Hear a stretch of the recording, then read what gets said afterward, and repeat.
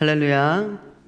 하나님의 은혜와 평강이 오늘 말씀을 함께하는 우리 가운데 함께 하시기를 소망합니다. 오늘 에스라 6장의 말씀은 여러분들이 읽었다시피 굉장히 중요한 내용들이 여러 가지가 압축되어서 적혀지고 있습니다. 보통 성경을 볼 때 성경에서 중요한 것은 강조해서 자세하고 길게 적기 마련입니다. 그런데 오늘 본문의 경우에는 성전 봉헌과 유월절, 다른 장에서 봤을 때는 성전 봉헌 한 3장 정도, 유월절도 3장 이 정도로 적혀지는 게 일반적인데 언뜻 봐도 굉장히 중요한 내용들을 7절 그리고 4절로 굉장히 짧게 축약해서 적고 있습니다. 이것은 두 가지 사실을 나타내는데요. 하나는 매우 신속하게 행해졌다는 것이고요. 다른 하나는 당시에 이 글을 읽는 사람들은 여기에 대해서 자세히 설명하지 않아도 알 정도로 유명했다는 것이죠. 그러니까 직접적이나 간접적으로 이곳에 참여해서 설명이 자세하지 않아도 그때 어떤 일이 있었지 하고 바로 기억해낼 수 있었다는 것입니다. 본문은 크게 세 부분으로 고레스의 조서, 다리오 왕의 명령에 대해서 1절부터 12절까지 말하고요. 성전 봉헌에 대해서 13절에서 18절까지, 그리고 유월절에 대해서는 19절에서 22절까지 적고 있습니다. 한 부분씩 살펴보면서 은혜를 나누고자 합니다. 첫째로 고레스의 조서와 그에 대한 다리오 왕의 명령입니다. 어제 에스라 5장에서 다뜨네와 스달보스네 그리고 아바삭 사람이 다리오 왕에게 글을 올렸습니다. 아주 예의를 갖춰서 올린 글이지만 사실 건축을 방해하려는 속셈이었습니다. 유다 백성들은 당시에 고레스 왕의 조서에 공인 사본이 없었던 것으로 보입니다. 만약에 그 공인 조서에 사본이 있었다면 당장에 내보일 수 있었겠지요. 그런데 그 공인 사본이 분실되었던 것으로 보입니다. 그래서 원본에 의지할 수밖에 없었던 것이지요. 1절에 보니까 이에 다리오 왕이 조서를 내려 문서창고 곧 바벨론의 보물을 쌓아둔 보물정각에 조사하게 하여, 우리나라 말로는 여기가 보물정각으로 되어 있는데요. 국고라고 보시면 됩니다. 나라의 소중한 귀중한 것들을 넣어놓는 곳. 이 조서 또한 이 소중한 것으로 판단되어서 어디에 들어가 있었냐면 국고 안에 들어가 있었습니다. 그런데 왕이 알고 있는 장소에 없었습니다.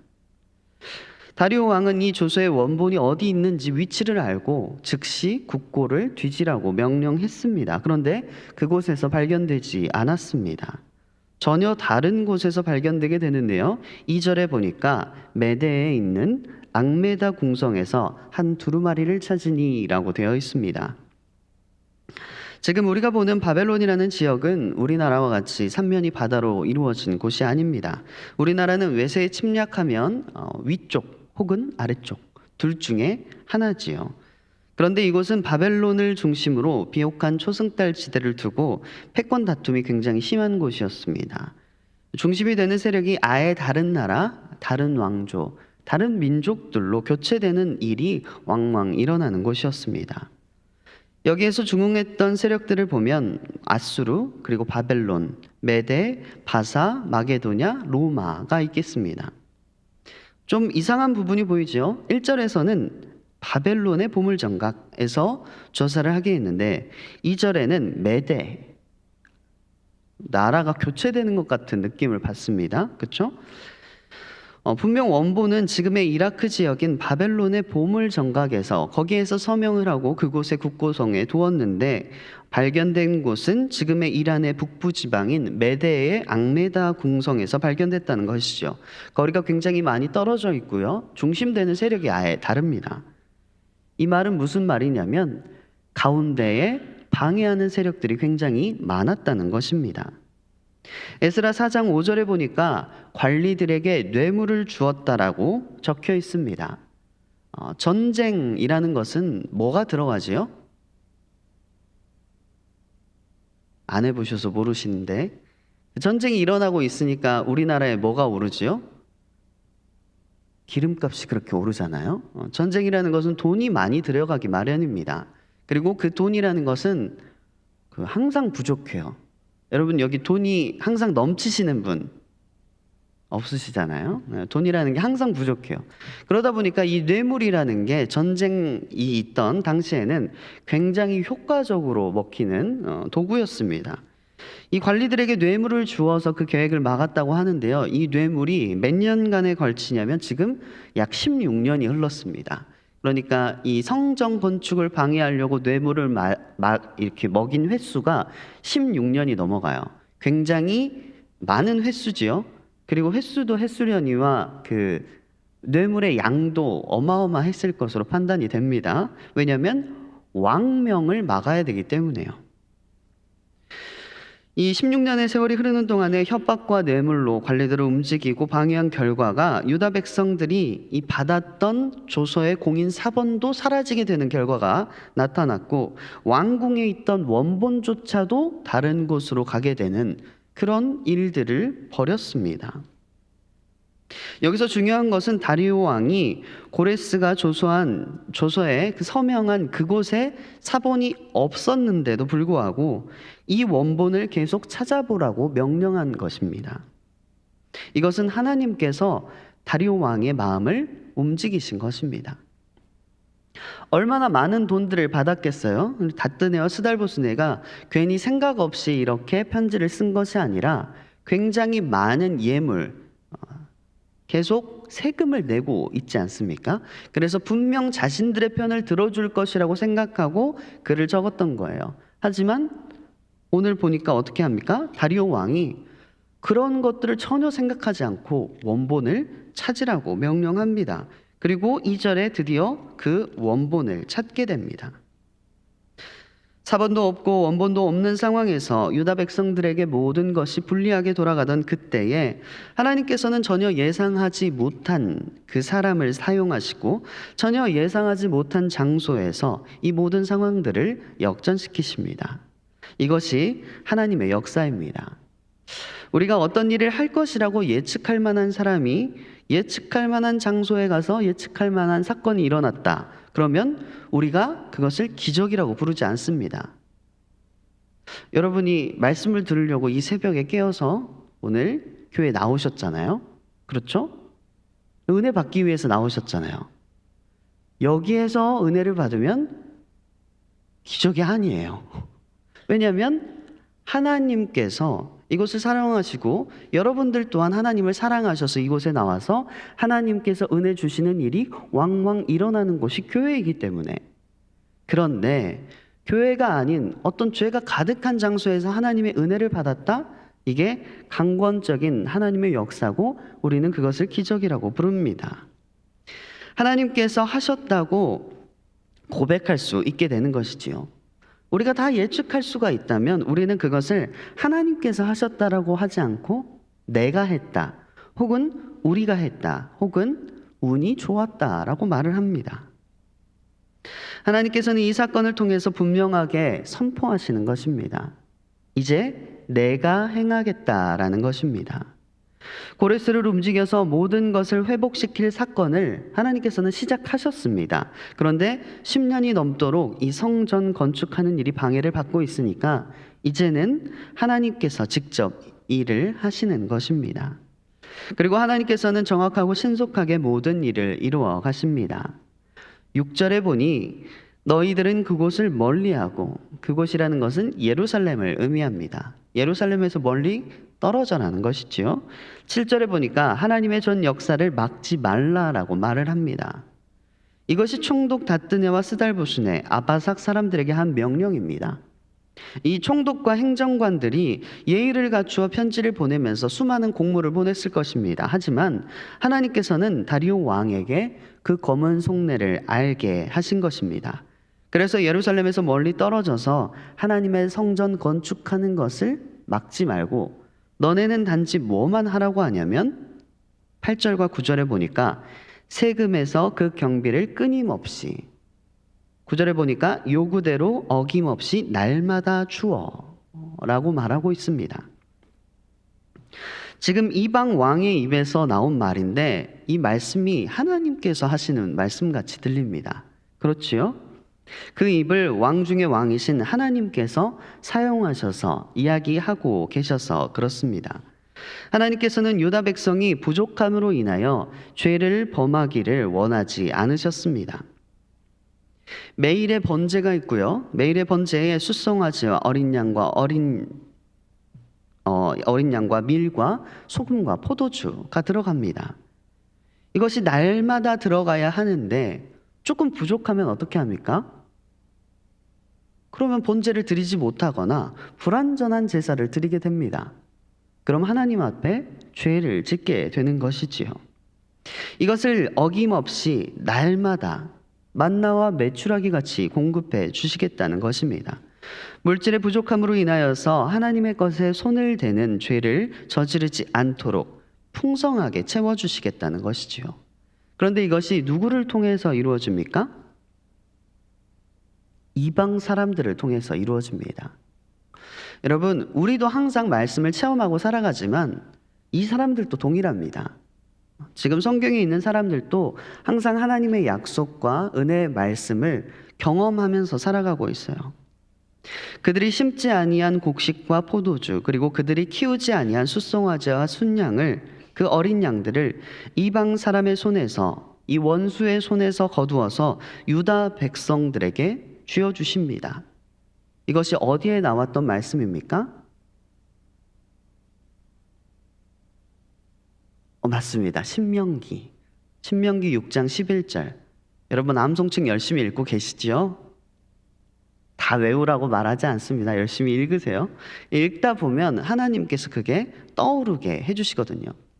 하나도 안 읽으면 떠오를 게 없어요, 여러분. 근데 읽어놓으면 성령님께서 생각나게 하시고 떠오르게 하십니다. 신명기 6장 11절의 말씀이 이들에게 이루어지는 것을 경험한 것입니다. 정확하게 하나님께서 명하셨던 대로, 약속하셨던 대로 이루어집니다. 바라기는 여러분들의 삶에도 이와 같은 일들이 풍성하게 일어나시기를 축복합니다. 여러분들이 심지 않고 여러분들이 키우지 않았던 것들이 여러분들의 손에 붙어지는 그런 일들이 풍성하게 일어나기를 원합니다. 이게 나쁜 것이 아니고요, 여러분. 저번 주에 담임 목사님이 설교 때 그러셨잖아요. 여러분 부자 되세요 그랬는데 아멘 하신 분? 네, 아멘 하세요. 저도 아멘 크게 해요. 집사님들이 웃어요. 제가 뭘로 돈 벌겠어요, 그쵸? 근데 부자 되라고 하면 아멘 하세요. 왜 그러냐면 여러분 목사가 물질에 욕심이 있어서 그러는 것이 아니고, 물질이라는 것은 여러분 한계가 있습니다. 정해진 수량이 있어요. 근데 이 물질이라는 것은 중립적인 거예요. 선한 사람의 손에 들어가면 선하게 사용됩니다. 근데 악한 사람의 손에 들어가면 어떻게 사용되나요? 악하게 사용돼요. 네, 이 중립적이고 한계가 있는 것을 만약 선한 사람들이 많이 가지고 있다. 그럼 어떤 일이 일어날까요? 선한 일에 사용되는 일이 많아집니다. 물질은 중립적인 거니까 결국 물질 자체가 선용될 수 있다는 것이지요. 반대로 악인들의 손에 많이 넘어가면 어떻게 되나요? 남용되고 오용될 수 있습니다. 그래서 부자가 되려면 여러분들이 부자가 되셔야 돼요. 악인들에게 그 부를 넘겨주시면 곤란해요. 그거 자체가 죄가 될 수 있어요. 여러분, 제가 이상한 걸 설명하는 것이 아니라 그렇죠. 우리는 절약하고 근검, 검소, 이 물질에 대해서 청렴한 것이 굉장히 좋은 것으로 생각하고 있습니다.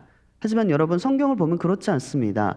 언뜻 보면 신명기 6장의 말씀도 이게 무슨 말씀이야? 내가 수고로이 행한 것을 내가 먹고 살아야지라고 생각하기 쉬운데, 여러분, 그것은 본인의 노력의 결과에 은한 것이지 은혜가 아닙니다. 은혜라는 것은 하나님께서 붙여주시는 것입니다. 내가 선물로 이것을 너에게 주겠다. 내가 구원을 너에게 선물로 주겠다. 그것이 은혜입니다. 그래서 여러분들이 물질이 부족함으로 인해서 죄를 짓지 않게 되기를 원하며, 특별히 여러분의 손으로 심지 아니한 것, 그리고 키우지 아니한 것들을 악한 자의 손에서 거두셔서 여러분들의 손에 쥐어주시기를 축복합니다. 그것이 악한 자들을 또 물질로부터 보호하는 거예요. 악한 자들이 물질을 가지고 있으면 그걸로 더 큰 죄를 범합니다. 그들을 보호하고 우리가 선용하는 그 두 가지 좋은 일을 동시에 할 수 있는 것이 신명기 6장의 말씀입니다. 그래서 여러분들이 부자가 되셔야 되는 거예요. 꼭 부자가 되시기를 원합니다. 저도 될 수 있는 대로 부자가 되보겠습니다. 두 번째로는 성전 봉헌입니다. 12절에 보니까요. 만일 누구라도 이 명령을 변조하고 성전에 손을 대면 하나님이 그들을 멸하시기를 원한다라고 말합니다. 덧붙여서 또 내가 다리오가 조서를 내리노니 신속히 행할지어다라고 말합니다. 지금 이 상황이 다뜨네와 스달보스네 그 동관들에게는 어떻게 느껴지겠습니까? 자, 혹을 때려갔어요. 근데 고레스의 조서뿐만이 아니라 다리오 왕이 또 조서를 내려버립니다.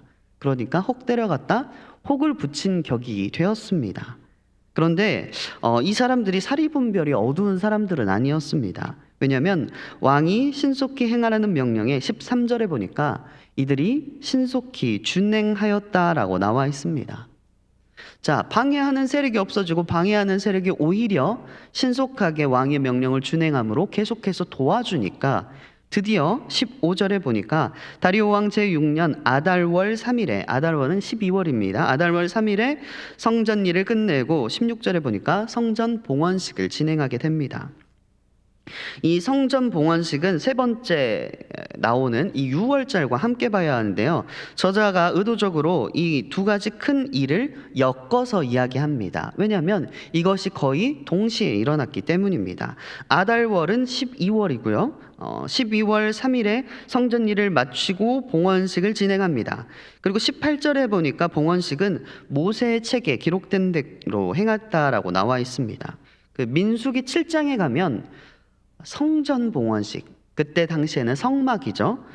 각 지파별로 여호와께 드린 헌물에 대해서 기록되어 있는데 모세가 장막 세우기를 마치고 모든 기구와 제단과 그 모든 기물에 기름을 발라서 거룩하게 구별한 때, 그때에 장막 봉헌식이 시작됩니다. 이 봉헌식은 하루에 일회적으로 끝나지가 않습니다. 첫째 날에 유다 지파, 둘째 날에 이사가, 셋째 날 스불론, 이렇게 해가지고 12지파가 12날까지 갑니다. 여러분들도 아마 기억나실 거예요. 왜냐하면 민수기 7장이 89절까지 있는데 이 새벽에 저와 여러분이 89절을 계속 교독을 하셨었거든요. 기억나실 거예요. 이 6쪽에 걸쳐서 있는 내용을 우리가 그때 교독을 했었는데 굉장히 길게 적혀져 있었던 것이 오늘 본문에는 굉장히 짧게 적혀져 있어서 우리가 이게 단회적으로 끝났나라는 착각을 할 수 있지만 그것이 아니고 굉장히 긴 시간 동안 이루어졌다는 것입니다. 그리고 다음 달, 그러니까 1월 14일, 니산월 14일에 유월절을 지키게 됩니다. 여기에는 본문 20절에 보니까 제사장들과 레위 사람들이 일제히 몸을 정결하게 했다라고 나와 있습니다. 이 유월절을 지키기 위해서 그 전에 정결케 하는 기간이 필요합니다. 이 유월절 어린 양을 먹기 위해서는, 그 예식에 참여하기 위해서는 백성들 또한 정결하게 하는 그 예식에 참여할 필요성이 있지요. 그러면 성전 봉헌식으로 그리고 속죄제로 하나님 앞에 나아간 그 날짜들을 다 더하면, 그리고 또 이래 동안 무교절을 지킨 날짜까지 더하면 지금 이스라엘 백성들은 거의 40일 정도를 하나님 앞에 계속해서 나아가는, 속죄제로부터 시작해서 무교절까지 나아가는 그 기간을 지내고 있게 됩니다. 여러분 40일 하면 뭐가 떠오르시죠? 그 모세의 40일, 우리는 하만나 떠오르시죠? 안 떠오르시나요? 하나하나 여러분 40일 지키다 보면 그런 생각이 들잖아요. 이건 내가 해서는 못하겠구나, 하나님께서 하셔야겠구나 라는 생각이 들잖아요. 한 12일부터 그런 생각이 들잖아요. 그래서 30일째는 굉장히 강력해지잖아요. 하나님께서 하셔야 되는 부분이 분명히 있습니다. 그런데 오늘 본문도 마찬가지예요. 22절에 보니까 여호와께서 그들을 즐겁게 하시고, 여러분들이 아마 기억나실 거예요. 그 히스기야 때 유월절에 보면 유다 백성을 하나님께서 그들의 마음을 움직이셔서 그들이 온전히 이 유월절을 지키게 하셨다라고 나와 있습니다. 그런데 오늘 본문을 보니까 그때와 마찬가지로 하나님께서 여호와께서 그들을 즐겁게 하셨다라고 나와 있습니다. 그래서 오늘 본문은 모세의 책과 그 하나님께서 마음을 움직이심이 동시에 나와 있습니다. 모세의 책은 무엇을 의미합니까? 율법, 형식을 의미합니다. 요시의 때와 같이 모세의 책으로 온전하게 유월절을 지켰다. 그리고 히스기야 때와 같이 여호와께서 그들의 마음을 주장하셨다. 그래서 오늘의 유월절은 이 사로잡혔던 자들이 돌아와서 드린 이 유월절은 앞에 히스기야와 요시야의 유월절을 합친 것만큼이나 온전한 예배를 하나님 앞에 드릴 수 있게 되었습니다. 오늘 이 온전한 유월절이 온전히 하나님께 대한 그 사랑을 드리는 그 시간이 우리 가운데 충만하시기를 축복합니다. 마음만 앞서는 그런 예배가 아니라, 형식만 남아있는 그런 예배가 아니라 마음도 형태도 하나님께서 기뻐하시는 예배로 하나님을 기쁘시게 하는 우리가 되시기를 소망합니다. 함께 기도하시겠습니다. 사랑이 풍성하신 하나님, 오늘 말씀을 통하여 우리를 가르치시니 참으로 감사를 드립니다. 오늘 하나님 앞에 다시 돌아온 이 유다 백성을 통해서 우리를 가르치시니 감사드립니다. 우리의 약한을 아시는 주님이십니다. 그 주님께서 우리를 고치시고 깨끗하게 하시고 새롭게 하셔서 이제는 온전히 하나님 앞에 드리는 온전한 예배로 나아가게 하시니 참으로 감사를 드립니다. 하나님, 이 이스라엘 백성과 같이 우리 또한 우리의 삶을 하나님께 맡겨드리는 삶으로 인도하여 주시옵소서. 하나님, 모세의 책, 하나님의 말씀으로 우리가 경건한 삶을 살아내며 하나님께서 우리에게 마음을 기쁘게 하여 주셔서 하나님을 섬기는 일에 최선을 다할 수 있도록 주님께서 인도하여 주시옵소서. 귀한 힘을 올리는 손길이 있습니다. 하나님 받으시고 축복하여 주시고 그들 삶 가운데에 하나님 이 물질이 선용될 수 있도록 나의 손에 들어오게 하신 하나님을 찬양하면서 그 물질을 선하게 사용할 수 있도록 주님 그의 삶을 축복하여 주시옵소서. 모든 것 주님께 의지합니다. 사랑 많으신 예수 그리스도 이름으로 기도드립니다. 아멘.